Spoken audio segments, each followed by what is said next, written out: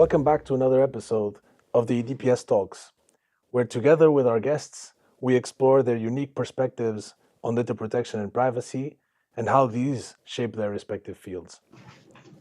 Let me introduce our next speaker for today, Francis Haugen. Francis is a specialist in algorithmic product management, having worked on ranking algorithms at Google, Pinterest, Yelp, and Facebook. During her time at Facebook as lead product manager on the civic misinformation team, Frances became increasingly alarmed by choices made by the company that arguably put its users, vulnerable communities, including children and minorities, and society at large, at risk. In 2021, Frances decided to blow the whistle on Facebook through a Wall Street Journal piece that became known as the Facebook Files. Since then, Francis has testified before the US Congress and the European Parliament on the fact that algorithmic micro-targeting in social media may amplify hate speech and misinformation, thereby increasing polarization and creating risks for democracy and users' mental health. Her testimony before the European Parliament gave an important push to the approval of the Digital Services Act, or the DSA, which, among others, deems to make online platforms accountable for detecting and addressing systemic risks of their services. Francis will bring a wealth of knowledge and experience to today's discussion.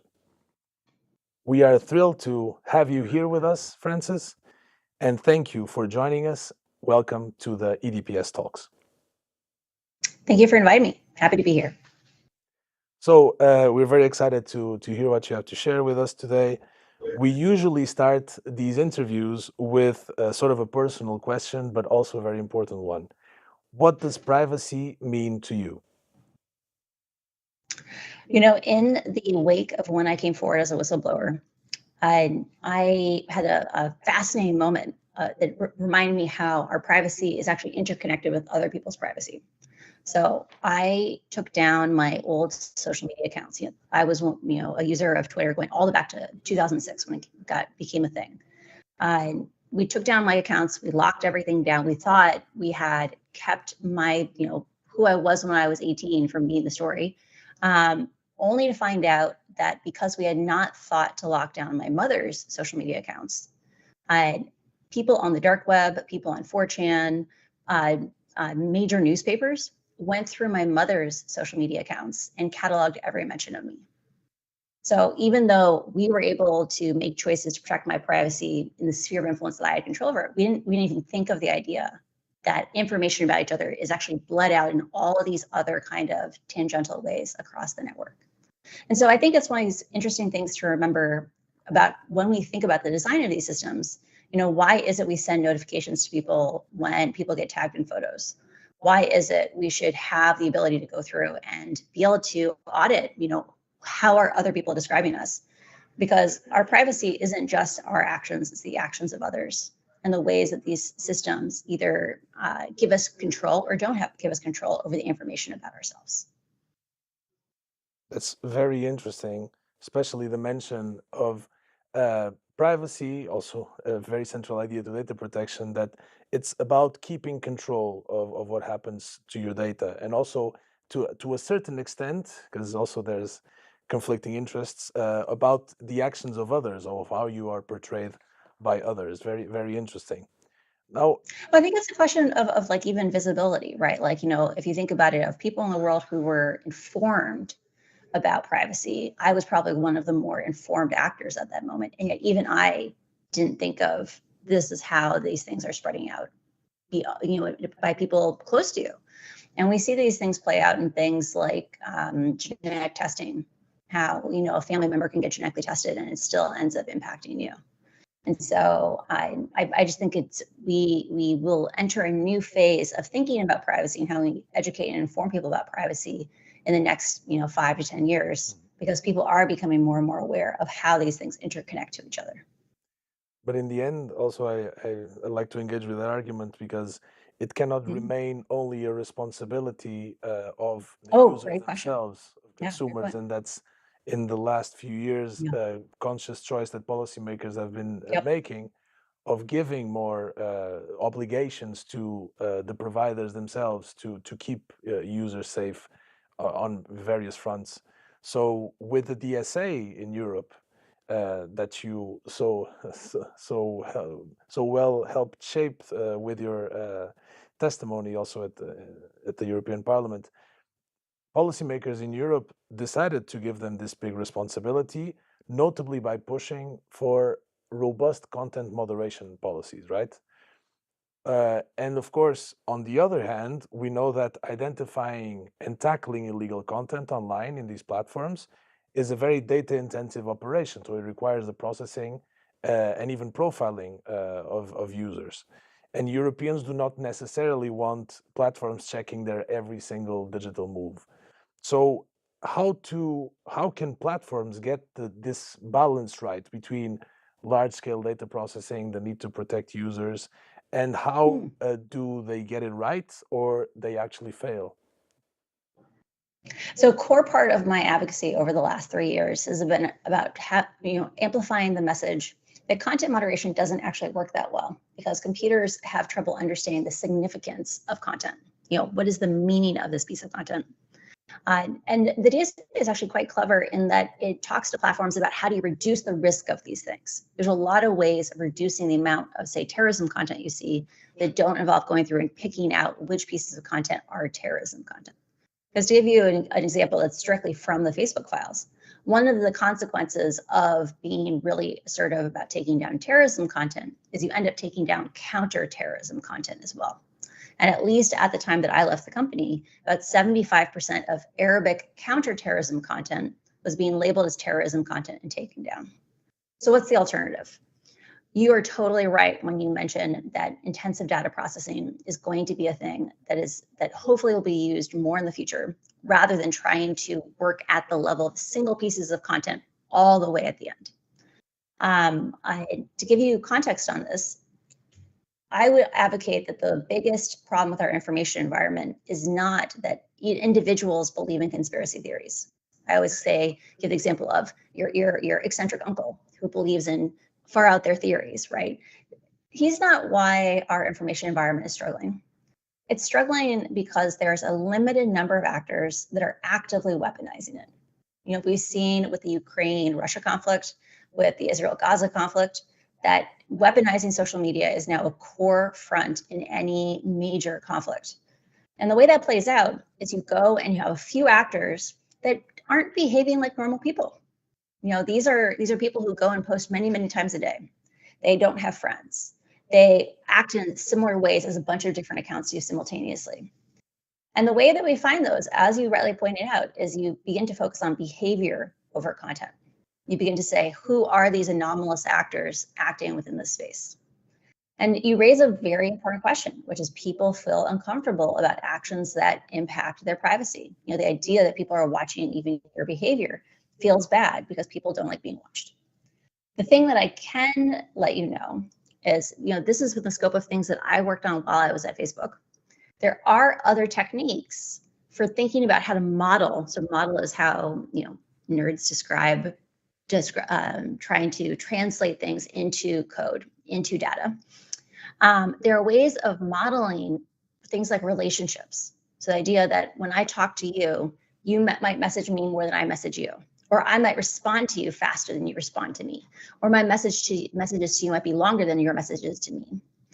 And we can compute statistics about that relationship, and then each of my other individual relationships, and be able to, in a very confident way, be able to say, do I behave like a typical person or not behave like a typical person? And that whole thing I just described sounds scary, but it can actually be done on device. It doesn't have to be done at the level of a data center. It doesn't have to be done centralized off at Meta somewhere in California or the Dublin office. I think the place where we need to be pushing towards, and the only way we'll get this, is by putting pressure on the companies. Because remember, every time we do this kind of research, the research has to be done at the companies. Like, we don't have a way right now of being able to share this load. Being able to have computation that's done on a phone that describes like what's the realness of this user. That's a thing that can protect people's privacy and at the same time protect the information environment. And the way that we'll get there is by putting conflicting demands on these platforms, saying you have to do both. You have to think about what's the least privacy violating way of accomplishing these goals. And I would guess the way this will be done is they will often develop things initially on the server. They will initially develop them where they have that full transparency. And then you can build versions of it that are done in privacy conscious ways that take place at the edge of the network instead of in the center. That's very interesting as a perspective. Right now in Europe, we are discussing another proposal that has been making the headlines because of privacy concerns, which is the one tackling content related to child sexual abuse, as you know. And Mm. one of the solutions that is being proposed is client-side scanning, so precisely on-device scanning to detect not flagged, let's say, or previously identified child sexual abuse material, but new material that is not previously labeled. And of course, this has its own risks because if we're talking Mhm. about encrypted messaging services, client-side scanning has been pointed out by few technical experts as going around encryption, and there's also a balance that needs to be struck there, and many doubts that are currently in the public debate about whether client-side scanning should be encouraged to even to protect in the most extreme cases. So that's a great example, right? So in all of these situations, there are trade-offs, right? And we need to, and so I think, so one of the primary complaints that's often given about client-side scanning for child sexual abuse material is that, it opens a back door that could be exploited. Once you have this code running on the phone, it could call home to the data center. And I think this is a great example of we should be requiring for critical pieces of communication infrastructure that the code be open source, right? In a world where WhatsApp had to operate with a level of transparency that Signal, which is probably one of the second most popular fully encrypted app, or I guess maybe Messenger is now Instagram Messenger because they're technically two apps, but Signal goes and publishes all their code. We know what we're using. I think in environments like that, you can say, we have a growing problem where child sexual abuse material is not, a fringe issue that happens with certain people who have mental health issues like pedophilia. It is a growing concern for things like sextortion, where you have people who go and convince young men, young boys, we're talking 13, 14-year-olds, that they have a young woman who really, really likes them and just wants to flirt with intimate images. These people are not the people we traditionally designed for in terms of stopping harms to kids. And what we see in the United States is a growing number of kids who commit suicide because once they share these intimate images, the person turns around and they're not a pretty 14-year-old girl. They're someone who has done this to a number of other children. And they say, I can send these images to all your friends, I can send them to your family. And, it's this question of, you said before, where are we pushing the burden to? Right now, the burden is being pushed to parents to know all these dangers, to coach their kids proactively if they might encounter them, versus saying, we have to think creatively about how do we weigh these conflicting needs. And I think requiring things like open source code could be a way where we could have both. And so I think we need to be talking about, because I'll give you one more example. You'd say, well, if you have client-side scanning, what's accomplished? If we find that you seem to have a pattern of engaging with this content at a substantially higher rate than seems plausible. If you're a new parent and you send a picture of your child in the bathtub, that's a image that might get flagged versus you send multiple images a day. You consume chat channels that have hundreds of these images. That's the difference in kind of classification. Shutting down devices is different than calling home. And I think right now, part of why people sometimes are apprehensive about the idea of having these things is they say, well, now that we have the code on this device, what's actually accomplished? And I think, stepping back, and I often upset child advocates when I say this, the goal should be to reduce child abuse material by 90 or 95%, not 100%, right? A lot of the interventions that cause conflict are because we say any that exists in the world is unacceptable. And that's a noble goal. But when we deal with technology, when we deal with these kind of integrity systems, we have to come in and say, we have conflicting needs. We need to protect privacy. We need to give people the ability to have secure messaging. And we need to make sure that the rights of children and the safety of children is protected. And so coming at it with a kind of slightly more flexible attitude, coming at it with the idea of saying, let's actually talk about trade-offs. What are the trade-offs and how can we try to do both? I think is how we will come up with solutions that have more of an ability to be palatable in the future. Thank you, and for sharing all of this perspective. I think we could talk for hours, and I could bring techno solutionism as the way that many also portray the way forward, that without, of course, ramping up efforts to protect children in other ways, and also, of course, the risk of reusing this technology or the platform for other purposes. But I mean, we would. I think it's an and, right? Like I fully like I understand where you're coming from. Like I chafe too at the idea that like a piece of code is going to stop people who have serious mental health issues that engage with this content aggressively, or it's going to stop scammers. I totally get it. But it's one of these things where we need to be developing more mechanisms to support children and society overall. But in a country like the United States, we haven't even signed the declarations on the rights of the child, right? Are we going to wait 10 years to do anything? Because when we actively have technologies that are making the problem substantially worse today, or do we do both? And I think we need to think holistically and we need to think concretely. Let me also follow up with that because I have questions for you specifically on age verification technologies. Also, Yeah, a big great. debate nowadays in Europe, Yeah. when and And how around the to world. implement, right? Because we've seen rapid progress in the development and uptake of these technologies, notably to restrict the ability of minors to access certain pieces of content that may be harmful for them. And there is a debate ongoing on what benefits these technologies bring, also taking into account that they have an impact on the privacy of all users, not only of children. So, Mhm. how do you see this tension, and is it Great. advisable to make it widespread? Great question. There's so much implied in your question that you're not saying, and so I'll try to unpack some of it, just because there's a great richness there that I think is unsaid. So let's take a step back. So age gating is different by problem space. So when we talk about pornography, when we talk about gambling, when we talk about social media, those are actually very different problems in terms of their difficulty. So of those three, uh, pornography is probably the hardest to age gate because people don't engage with it for hours and hours at a time, right? Like this is not like social media where I think it's like the average child in the United States is like 3.5 hours a day or 4 hours a day of social media.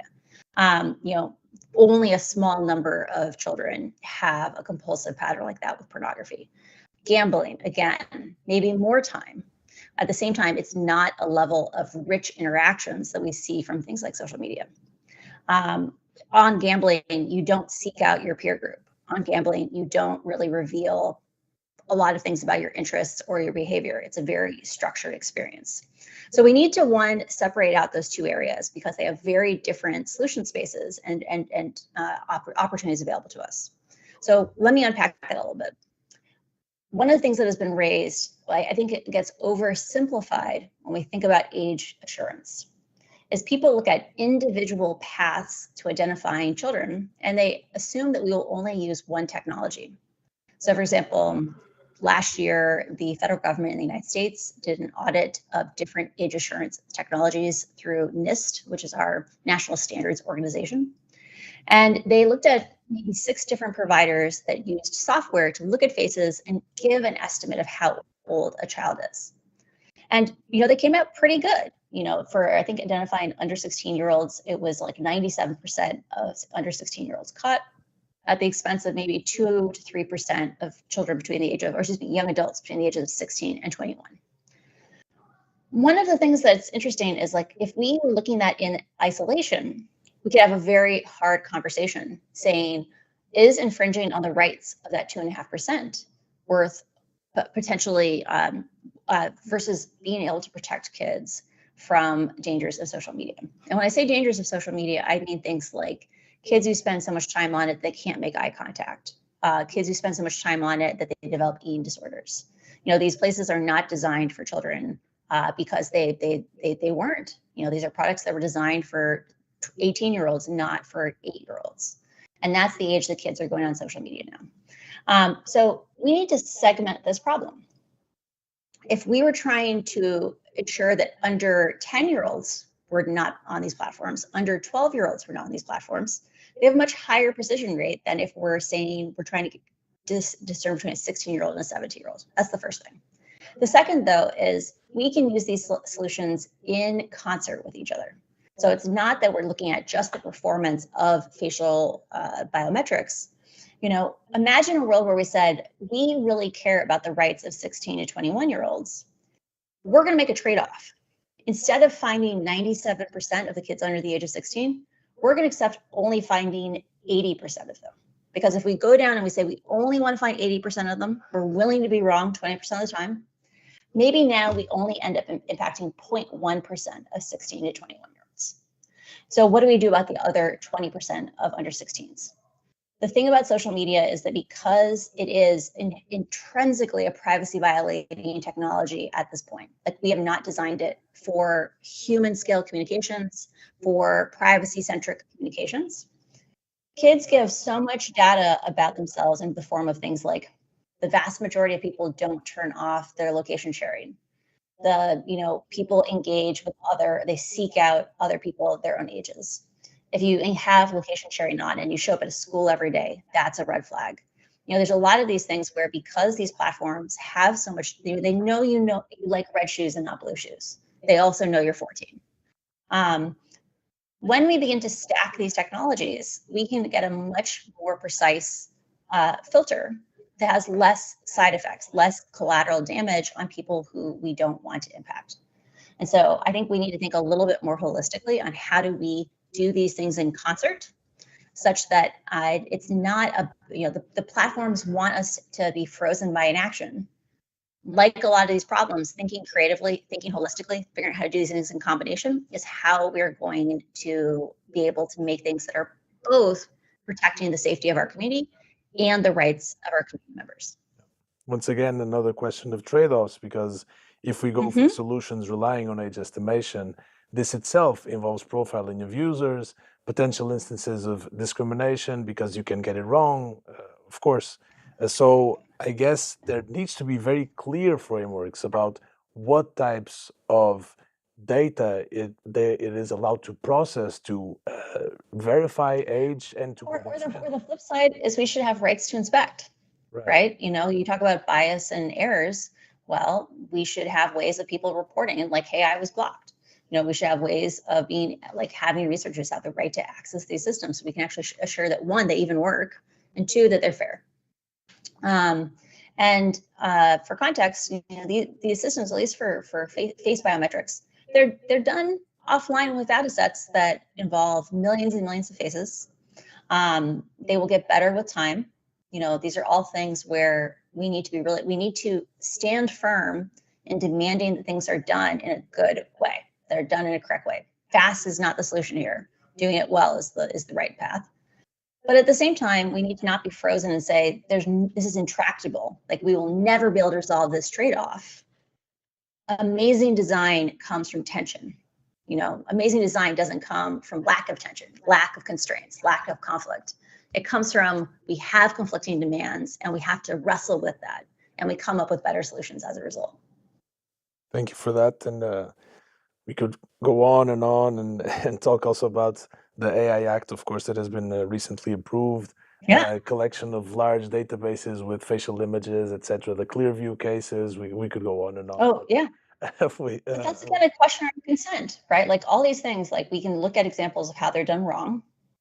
But we shouldn't say that just because they have been done wrong, they can't also be done correctly. It's all a question of what are the incentives these platforms work under? What are the incentives these companies operate under? And if we don't stand firm in demanding our rights and demanding better, we will get a race to the bottom. Yeah. But we shouldn't give in to despair. We should say we can have nice things. We deserve nice things, and embrace what kinds of tools can we build in the future. Yeah. Thank you. And I think it's time to move on to a last question before I get to the, let's say, the cherry on top of the cake, as you will see. Of course, in your experience as a whistleblower, you must have felt quite vulnerable when you decided to go public with your revelations about Facebook's shortcomings when it came to content moderation. Was it one of the situations in which you felt you needed privacy and data protection rights the most?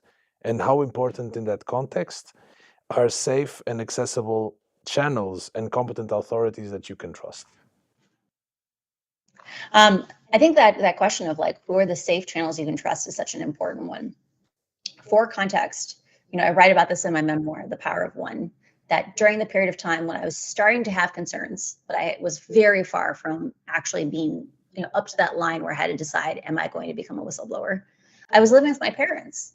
And my father works for the Veterans Administration in the United States, which is the only kind of national healthcare system. It's a federally owned set of hospitals that take care of veterans. They have much better outcomes than, say, the rest of the hospital system for many chronic conditions. You can say, our one little taste of Europe in terms of actually having civilized healthcare, right? And he was mystified. He was mystified that I had a Harvard MBA, that I was clearly a smart person, I was clearly a capable person, and I had no idea who I could turn to.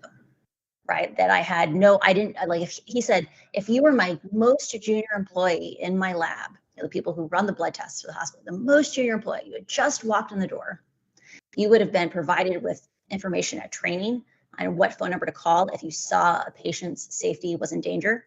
There would have been a sign in the bathroom. There would have been a sign in the elevator. Did you see something? Call this number. And yet you're sitting here agonizing over things you've seen, and you have no idea who you could safely call. Like, who would actually care?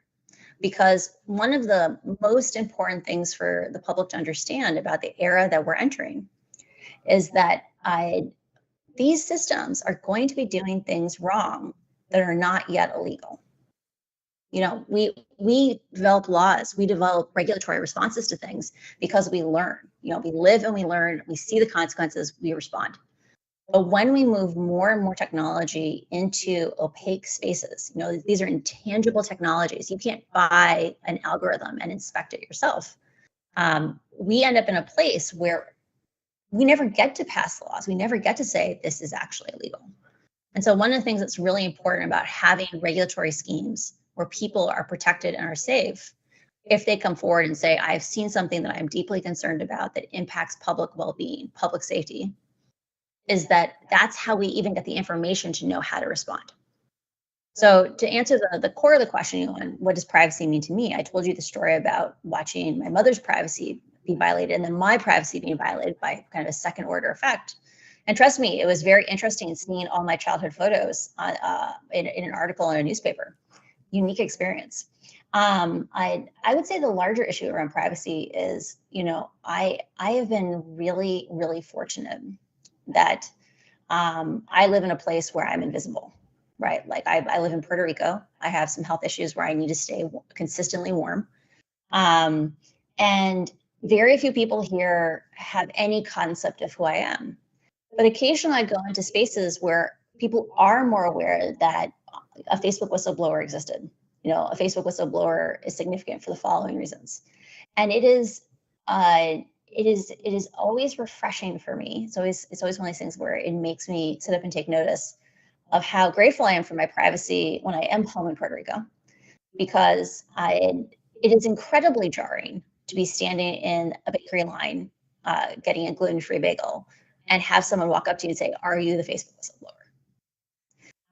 And I think it's one of these things where most people don't understand how naked they are when they're walking around. Like I get to have that experience because of weird circumstances.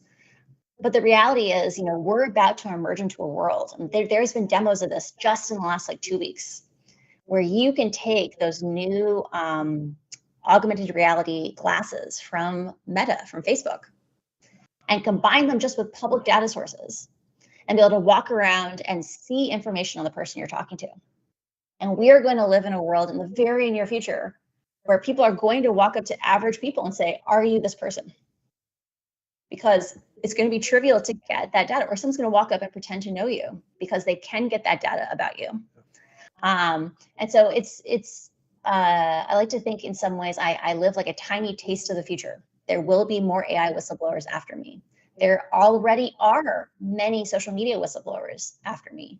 There was someone who brought out more documents than I did, and you just never had to find out their name. I am grateful that the European Union passed their first whistleblower protections in the wake of the Facebook files. Huge win.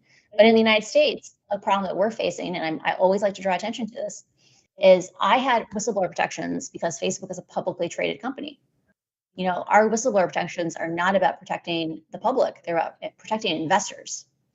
I always like to joke, in a capitalist society, or excuse me, in the United States, many things that are wrong are not illegal, but you are not allowed to mess with capitalism. But there's this challenge, which is when we tie our whistleblower protections to protecting investors and not protecting the public, we end up in a situation where most tech startups today stay private for up to 10 or 11 years. You know, that's a long time where their employees don't have any recourse. And there are slightly better whistleblower protections in California than there are nationally, but there aren't things like whistleblower award funds. And one of the things that I'm always trying to raise awareness on is whistleblower awards are not about rewarding whistleblowers. They're about providing a financial ecosystem that funds legal representation for whistleblowers. You know, I was able to get a lawyer. I have a lawyer today because I have a contingency case with the SEC, and they were able to sell that case forward to investors. They're able to justify why it is they give me support. We need to have much more robust coverage for things like that for private companies in the United States, because without having those capabilities, we will not get forward the information we need to pass effective regulations for privacy, for AI fairness, for any of these technical systems. Well, there was a lot in your answer, but it's some of it is a perfect segue for actually my last question, because you mentioned the creepy sunglasses with augmented reality capabilities and doxing that it allows, and also the fact that some things that automated systems do that are wrong but not yet illegal, so policymakers still And need it's to. only been out for 2 weeks, right? Yeah, Like, think about exactly. that. Like, this is what we're seeing 2 weeks out. Exactly. So my last question is, how do you envisage the way we interact online to evolve in the next 20 years in democratic countries, and what will be the future more broadly of our connected society? So I think one of the interesting things, and I hope this is a consequence of the DSA, is right now our digital platforms are kind of these Frankensteins, right? Like they started out with very specific goals and intentions, and over time they combined different kinds of user needs into singular platforms. So what does that mean? If you were to ask the average, I don't know, 45-year-old in the United States what Facebook is for, they would say it's for getting information from my family and friends, maybe a 40-year-old. And that's because for millennials, they grew up in an environment where people regularly posted life updates for their friends to consume on Facebook. The reality is a very, very small fraction of all the content you consume on Facebook is from your friends anymore. If we look at things like Instagram, we are moving into a similar situation where one of the things that made it more attractive for people was that you were able to control much more what it was that you consumed. We are moving into a world where they're putting more and more and more computer selected, AI selected content into your feed. They're taking away control. We're seeing little glimmers of hope. You know, some of the announcements they made in the last few weeks around teen accounts and allowing people to proactively indicate what content they want to receive is a really good step forward, both for privacy and just for user control. I'm hoping that we will see kind of a divorcing of interests, where you will be able to have access to social media that is designed at a human scale level. That means it is focused on content about your friends, about your family, about your community, about things that you actually chose to consume. And we'll have other spaces which are the AI selected content spaces. And we see this a little bit in the difference between like what is TikTok and what is Instagram, right? TikTok is a much more purely algorithmically driven space, because those spaces need a much, much higher level of rigor in terms of their safety systems because we've taken humans out of the loop. Humans are not the ones picking what we focus on, what content we consume. Instead, it's this AI, which will have biases. We don't know what the consequences of it are. I'm hoping that having the right to control will give people a chance to choose what spaces do they want to operate in. I was listening to a college student, and she was talking about the wonder that once was Instagram, like an early version of Instagram, where you got to the end of your feed. Say, that's all for today.